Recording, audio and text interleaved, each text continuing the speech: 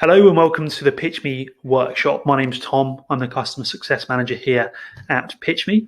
Today, I'm going to be talking a bit about hiring during COVID. Now, I want initially to talk about the why. Why now is such a good time to be looking and on the market. Who we should be looking for when we're hiring as businesses, where we can find those people, and ultimately how we're going to be able to attract the best candidates to our world, right? So initially, I want to talk about, acknowledge the reality that we all find ourselves in right now, which is obviously that our world has changed. And there was obviously a point at the beginning of the pandemic as it hit the UK, Europe, and the US, where people were discussing how companies are going to have to evolve and adapt their current offering and their workforce. But what we've seen and what we see in the market now is companies who have done well in spite of the pandemic, or potentially as a result of what we've been seeing happening, looking now to add to their teams and continue to grow. And PitchMe are one of those businesses. And we wanted to share a bit of insight into what we can do and how we can maybe change our approach based on that. But also, on this leads me to my first point, is the understanding that this is a conversation that I have a lot in terms of companies who aren't necessarily aware, or they don't necessarily think in this way, that now is a great time to be looking. So we hear an awful lot about unemployment rates in the UK, and unfortunately it has been a disaster across Europe, the UK, and the US for general employment numbers rather. And what we've seen is that there is, I guess, a glut of high talented candidates on the marketplace, in the marketplace, who wouldn't potentially be looking had it not been for the pandemic, right? So obviously, this has been coupled with really low vacancy numbers. In particular, large businesses have reduced their hiring, and this has meant that competition has never been tougher for candidates. And the reality is, this is a really good time to be finding potentially talent that you may not have been able to afford in terms of your budget previously, because salary expectations have evolved into what we refer to as the COVID salary, if you like.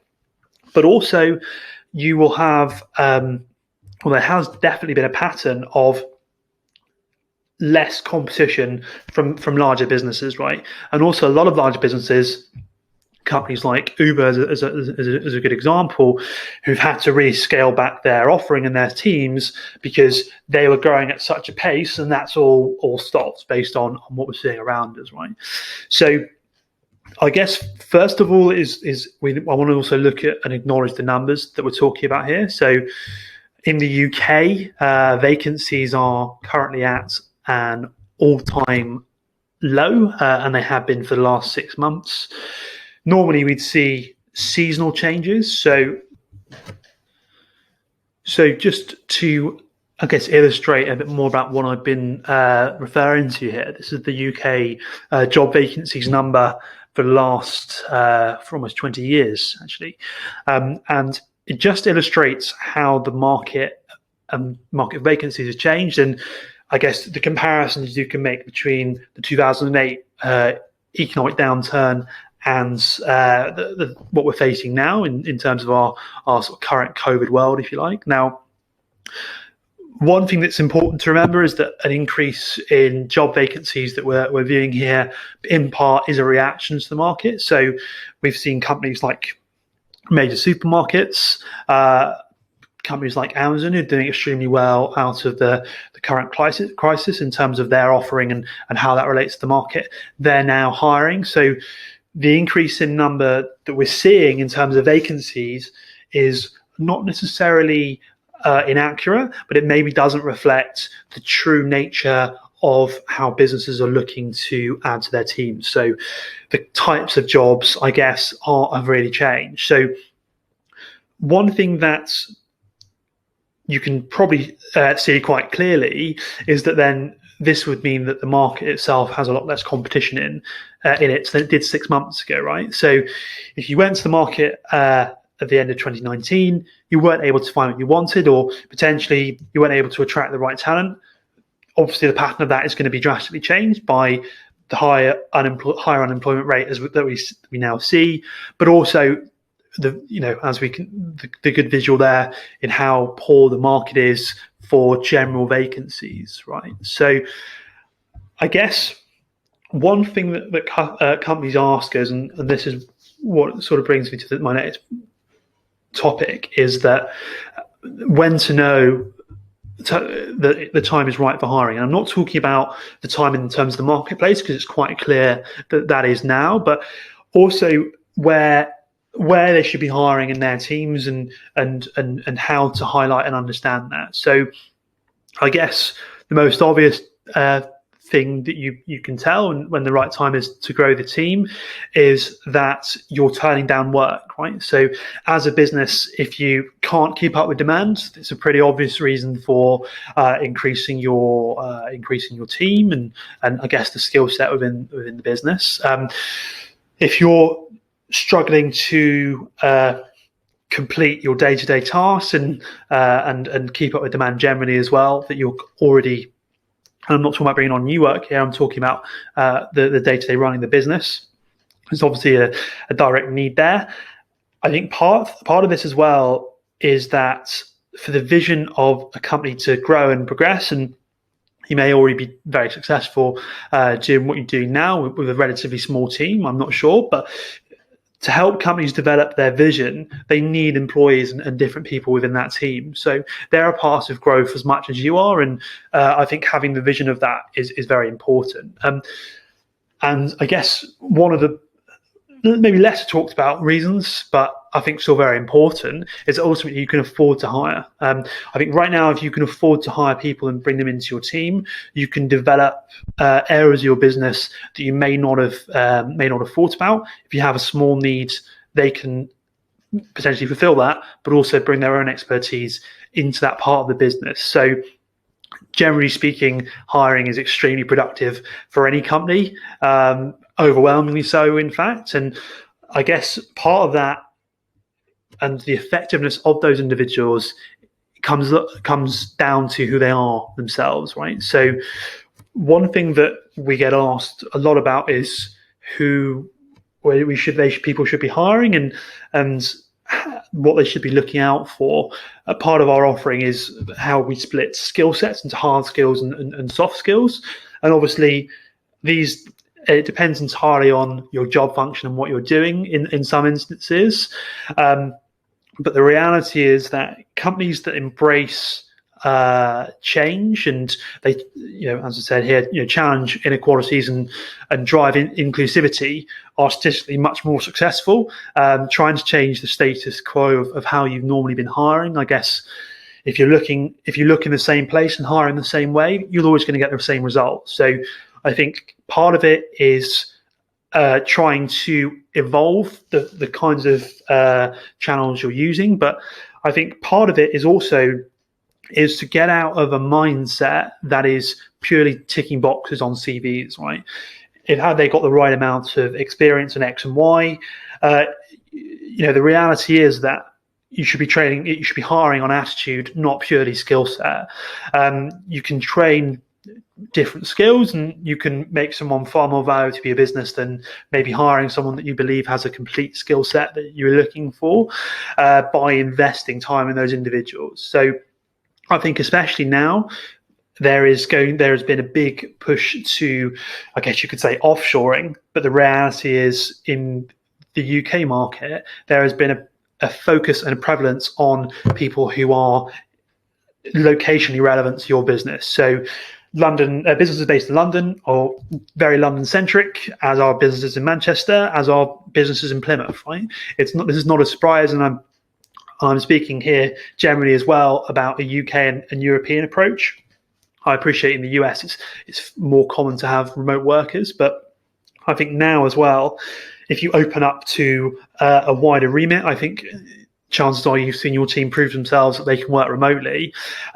Opening up and expanding your geographical horizons, if you like, is going to be really fruitful for your business. Because I think previously, if you're limiting yourself to certain postcodes, you're ultimately casting your net quite thin. So that's definitely something to be looking out for. And again, that's conversations that we're having at the moment. So one thing that I guess is the elephant in the room is that obviously we have a claim here. So in terms of where we should be finding our talent, I'm obviously going to be biased in my recommendations, but I guess to look outside of the norms is really, really important. So job boards are swamped with candidates, and the way that we get applications coming through and the way that we look at individuals and their skill set is I think a bit outdated for the current marketplace. Ultimately, it doesn't take long to go through LinkedIn and see jobs with 500 applications within an hour of being uploaded. And it means that we have to give those individuals a fair shot. So you'll be spending hours and hours looking through potentially different applications and more fruitful methods. I mean, as I said, I'd highlight PitchMe as one of them, but you could also look at professional websites and different communities. Ultimately, what I think is extremely underutilized by employers, but well utilized by, for example, the recruitment agency space, is networks and who we know and where do we know people. Because ultimately, waiting for someone to come to your business by putting an advert out there is a little bit antiquated in the world we were already living in, let alone a world that's got a huge volume of candidates looking for roles. And the reality is, when we have people applying for positions, the percentage of those that are actually relevant and we think can do the job can be fairly minimal, especially if you're posting them in extremely public places like Indeed or Reed, LinkedIn. Whilst they're useful, the reality is that if you reach out to your network themselves, you will know someone who knows someone who can at least help in that process. So don't leave your network behind. Come to as many online meetups as you can, and I think try not to just rely on the way that it's always been done, because I think that it's not going to be a time effective use of it's not going to be time effective for your business, and it probably isn't going to be that effective for finding the best people. So part of that, and hinted on it a little bit there, is the job description itself. So what we've seen is fantastic companies with poor who not say poor job descriptions, but they don't necessarily represent themselves in the best way if you don't know much about that business. Now, one thing that we've looked at is an automated approach. So we now have an automated job description at PitchMe. Put in the title and some of the job title for the role and some of the skills that are required, and our system will generate one for you that's designed to be attractive and enticing for candidates. And whilst I'm not saying you should be using standard job descriptions, I think part of what needs to be changed is the understanding of how candidates interact with job descriptions themselves, right? So one thing that we've seen be particularly effective, and you can see in a number of different examples online as well, is a more personal approach to the hiring process. So this is not just getting a few people who work for you in front of a camera saying, I think X company's fantastic to work for. We have beers every Friday over Zoom and it's fantastic. But because those tend to be a little bit outdone, and they're the I guess the folly of big corporations. And I think part of the reality for that candidates live and that companies don't necessarily understand is it's not just about how much you're going to be paying me. It's about who am I working for, and that isn't. I'm not talking about the wider team. I'm talking about the hiring managers here and line managers and heads of the business, because they can make or break the attractiveness of a company, because people more than they ever have done are looking for someone who they can really work and relate to, because the reality is, especially for smaller businesses, you're going to be spending a lot more. You're going to be spending a lot of time, I guess, that would be maybe forced rather than the natural, speaking to those people. So a part of it is understanding what people's priorities are. So I pulled up quite an interesting graphic from CV Library, who have surveyed their wider candidate base. And it raised some interesting points. And this is down to demographics. So we're talking here about the kinds of, I guess, the ages of people and what they look for. And there's no surprise that across the board, as I said, salary is very important for everyone they spoke to. But one thing that I think is misunderstood is the reality of people just going for money is really evolving, and it has been evolving in the last 8 months. So one thing that I thought was really interesting here, and I guess you could highlight in particular for the sort of the Gen Z demographic is their priority, but also extremely influential for all age brackets is the actual is having friendly colleagues, right? So how are we presenting ourselves that how are we presenting our businesses that make them attractive on this basis? Now, what we've seen as being really affected is a video job description. Now, this is something that I think gives any hiring manager or head of business or what have you a really strong capability of demonstrating and talking about the business they love and they work for in a much more passionate way than trying to put it down on 700, 800 characters of text. So I think how the more you can present yourself and sell yourself as a company and the individuals within that, the more lucrative that can be for attracting more people. Ultimately, there are lots of different businesses out there who are writing weird and wacky different ways of presenting a job description, but what we're not seeing enough of is companies putting themselves in front of the camera just as they ask the candidates to, and talk about why they should be working for you, why now is a great time to be joining your business, and how they can develop on that. So that's obviously part of it. I guess another aspect that we should be highlighting and focusing on, and this is particularly relevant for the automated job description that we've produced, is giving a real in-depth understanding of the job and the skills required themselves. I think all too often companies are not necessarily trying to just give a very vague overview, but they aren't necessarily giving all the skill sets that they would like to have, as well as what they see as core. And I think part of what we've seen is that we've had matches for businesses in terms of candidates that, after we've taken a survey and discussed them with the companies that have then gone on to hire, their profile, let's say it was their CV, maybe didn't match up with their initial vision of what a good candidate would look like. But when by using our system in terms of the way we look at it, and I think this is something that companies can project into their wider search, is not necessarily looking for every skill set that is required, but a few different variations of that. So I guess there's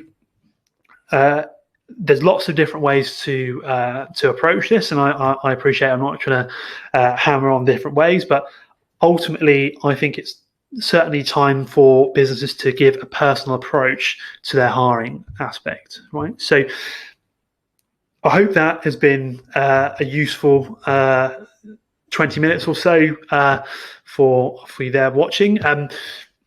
We aim to do some more of these in the future, so we'd be really keen to have your feedback. Our details and credentials, if you like, are all on the screen now. And if you have any questions or anything about anything we discussed, look, we're really keen to hear from you. And if you want to know more, please approach on one of the links above.